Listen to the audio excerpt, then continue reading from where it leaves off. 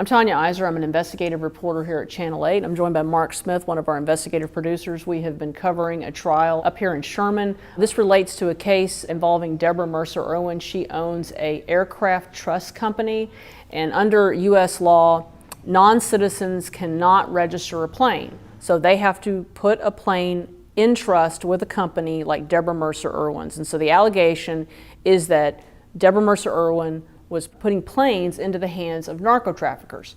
And during the investigation, investigators uncovered what they say was a Ponzi scheme. And so today's testimony focused all around, for the most part, all around this alleged Ponzi scheme.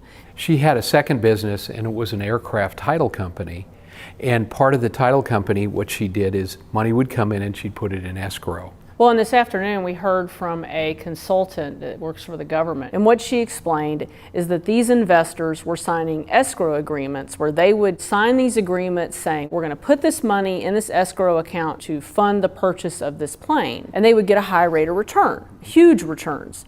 There was testimony that Mercer Irwin collected anywhere from $10,000 to $100,000 for escrow fees. Which were unusual. Which were very unusual. And so then the money would come into the account, and then she showed systematically how money would then go out of the account to pay other investors. And you saw in one case there was $6 million that came in, money would come out to pay the prior investors, then $10 million would come in, that would go out to pay the prior investors, and then so on. But you would also see large sums of money going to Fred Machado. An Argentinian who was a Florida businessman, also charged in this alleged Ponzi scheme. Machado was supposed to be buying the planes, so why would he be getting money? So that was part of what didn't make sense.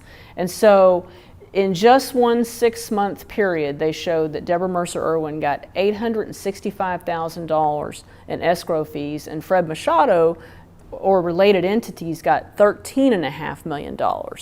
And so tomorrow they're going to continue with walking through these transactions systematically, point by point, and then I think probably by the end of tomorrow they will have wrapped up testimony on the Ponzi scheme, the alleged Ponzi scheme, and then next week we'll be going back to the allegations related to planes being put into the hands of narco traffickers.